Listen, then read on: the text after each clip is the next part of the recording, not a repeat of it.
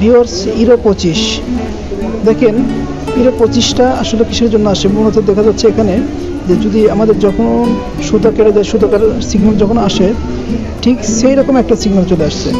তো এটা আসলে মূলত আমাদের যে আপার সিজার আছে ওর থ্রেড ট্রিমিং আছে, এই আপার থ্রেড ট্রিমিং এর যদি ঠিকমতো কাজ না করে সেক্ষেত্রে তখন আপনার ইরো 25 চলে আসে।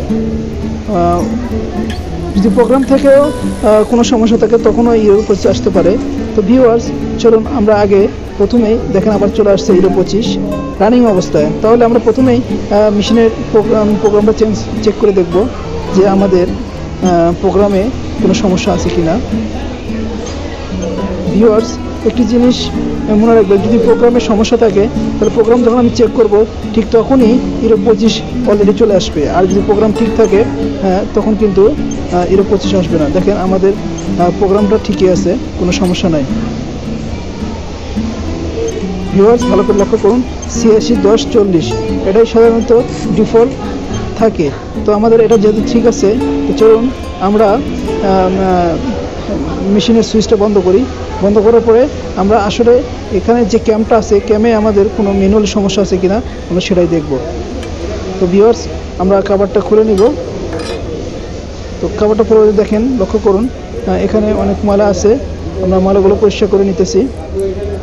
আসলে দেখব আমরা কোথাও কোনো জ্যাম আছে কিনা, বা দেখেন সব কিছু মোটামুটি ঠিকই আছে। তো ভিউয়ার্স আমরা যেটা মূলত ধারণা করছি যে এখানে যে সোল্ডার স্ক্রু আছে দুইটা, এই যে এই দুটো হচ্ছে সোল্ডার স্ক্রু। এই সোল্ডার স্ক্রু যদি অনেক সময় জ্যাম লাগা যায়, যখন এটা মুভমেন্ট না করতে পারে, সেক্ষেত্রে আমাদের ইরো 25 আসতে পারে। তো দেখেন ভিউয়ার্স আমি হাতে দেখছি স্ক্রুটা একটু লুজ লাগে। দেখেন আমি স্ক্রুড্রাইভার দিয়ে স্ক্রুটা খুলতেছি, অর্থাৎ এটা ভালো করে হয়তো বা লুজের কারণে এমন সমস্যাটা হয়েছে। তো ভিউয়ার্স আমরা স্ক্রুটা খুলে নিয়ে পরে আমরা লাগাই দেবো। ভিউয়ার্স দেখেন আমরা স্ক্রুটা খুলে নিছি, কিন্তু আসলে স্ক্রুটা অর্ধেক ভেঙে ভিতরে রয়ে গেছে। দেখেন ভিউয়ার্স আসলে স্ক্রুটা অর্ধেক ভিতরে ভেঙে রয়ে গেছে, এই কারণেই ঠিকমতো কাজ করতেছে না, এই জন্যই ইরো 25 চলে আসছে। ভিউয়ার্স ভালো করে লক্ষ্য করুন।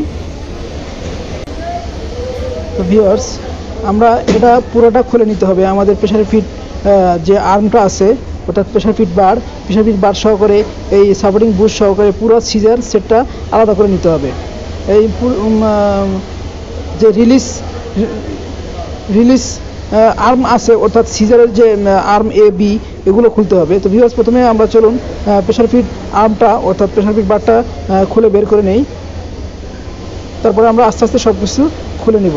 তো ভিউয়ার্স যদি আমার এই ভিডিওটি ভালো লাগে তো অবশ্যই প্লিজ লাইক করবেন, শেয়ার করবেন এবং কমেন্টস করে জানাবেন।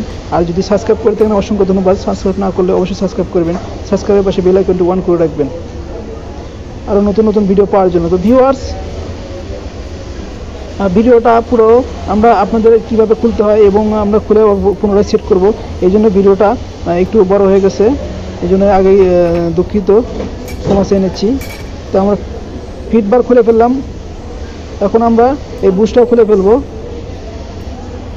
বুশটা খোলার পরে আমাদের ইউটি থ্রেড ট্রিমিংয়ের যে শেপটা আছে শেপটা খুলে ফেলবো।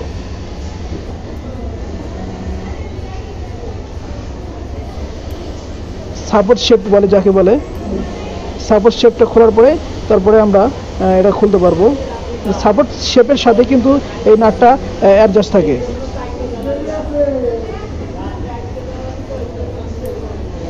UT thread trimming release B আমরা এটা খুলে নিতেছি। ভিউয়ার্স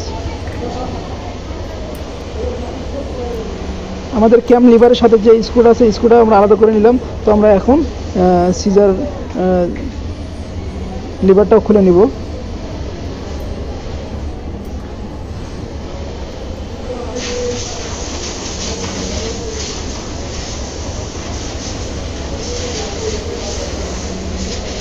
তো ভিউয়ার্স দেখুন আমরা খুলে ফেললাম।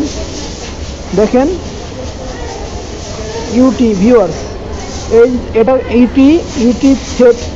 UT thread trimming support shaft, এই শেফটের সাথে আমাদের স্ক্রুটা আছে। তো স্ক্রুটা আমরা খুলে আবার নতুন করে সেট করে আমরা লাগায় দেখব যে আমাদের মেশিন